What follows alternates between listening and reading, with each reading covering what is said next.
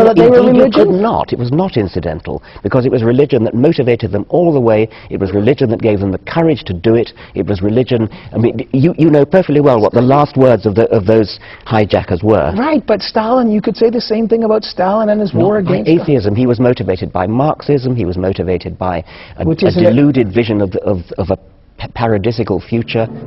Richard Dawkins is confident that Darwin's theory of evolution explains everything, making God irrelevant.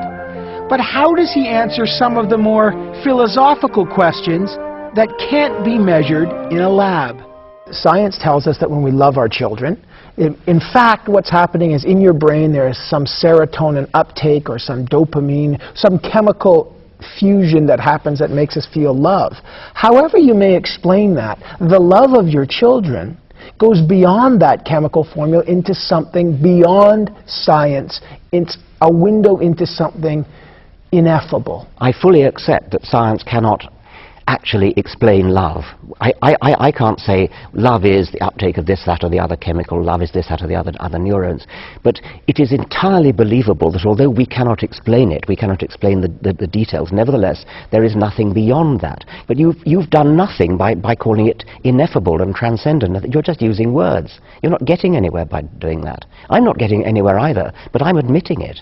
If we are simply evolved apes, right? Which we are. Okay. Right? Yeah.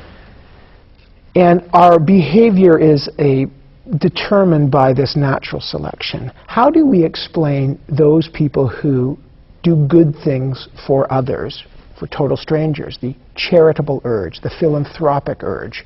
What Darwinian impulse would explain doing good for a total stranger? Well, that's a very interesting question, and I do devote a chapter or two to it. It's not that difficult for Darwinism to explain doing good not to total strangers, but to particular people, particular individuals, such as close relatives and other individuals whom you're likely to meet again and again throughout life, and therefore are in a position to reciprocate that good deed. In other words, it helps your family, and there's some self-benefit, that's self-interest. Right, and that's common throughout the animal kingdom and is well understood. The difficulty comes in explaining, as you say, why we're good to total strangers. I think probably the right Darwinian explanation is to say it's a sort of misfiring. A very crude misfiring would be the misfiring towards a cuckoo, being good to a cuckoo by its foster parent. The foster parent is totally unrelated to the cuckoo, but it doesn't know that, so to speak. Natural selection has built into the cuckoo foster parent, reed warbler, whatever it is, a mechanism which says, be nice to small squawking things in your nest. And that works. Don't shake your head, it's entirely plausible. I know, that is what happens. But when you say a misfiring, yes. So I am nice to a homeless person on the street, and you're suggesting that it's a misfiring of my Darwinian impulse. Yes, but that's not to demean it in any way, because what I'm trying to explain is that there definitely is a desire to be good, a desire to be nice, a feeling of empathy, a feeling of sympathy. When I see an unfortunate person, somebody who is destitute, I want to help them. I really do. I mean, it's a strong desire. It's as strong as a sexual lust, and I think the sexual lust is actually not a bad analogy. Now, in our history, the lust to be good once worked in Darwinian terms, because everybody you met in those days would be likely to be either a close relative or somebody that you were going to meet again, who would therefore be able to reciprocate it. That's why the lust to be good was built in. Now, we live in big cities, the people we meet are total strangers. It's as though we're on the pill. It's as though we are no longer in a position... to do good? Sorry? We're just instinctively horny to do good works? You're demeaning it by using that phrase. Well, I'm trying to explain to you, by using an analogy of sex. But are you demeaning the charitable impulse, which some would say lies at the heart of religion and the morality? Are you demeaning that kind of morality by saying it's a misfiring of a Darwinian impulse, as opposed to actually something else? I'm trying to enlighten by explaining, and I'm using sex as an analogy, and you have got to admit that we feel sexual lust even though we're using contraception, and therefore from a Darwinian point of view the sexual lust is not working anymore. We still feel the lust.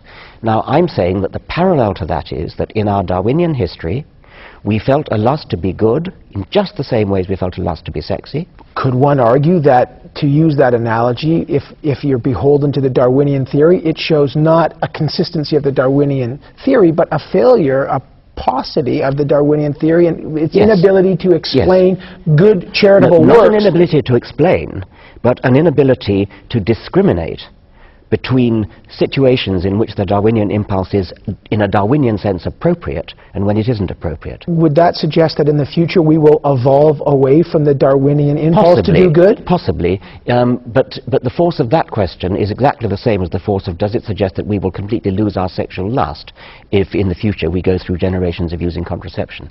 I don't think actually that either of those will happen. It's a great pleasure to speak with you always. Thank you very much. Thanks so much. Okay. There's few people who are as fun to debate as Richard Dawkins. But what do you think about the debate between atheists and people of faith? Are atheists becoming more fundamentalist than some religious people? Can belief in God coexist with a belief in science? Many scientists believe that. We'd like to hear, and many theologians believe that. We'd like to hear your thoughts on all the stories we bring you. The story we brought you about the veil. Here's how to reach us. You can write to us at CBC News Sunday, Box 500, Station 8, Toronto, Ontario, M5W1E6. Our email address is sunday@cbc.ca, or visit us online anytime at cbc.ca/Sunday. You can also view our stories, post our comments. That's the kind of debate we usually have, Carol. It's like, what about the Darwinian impulse to slap somebody upside the head? That's what he is with everybody.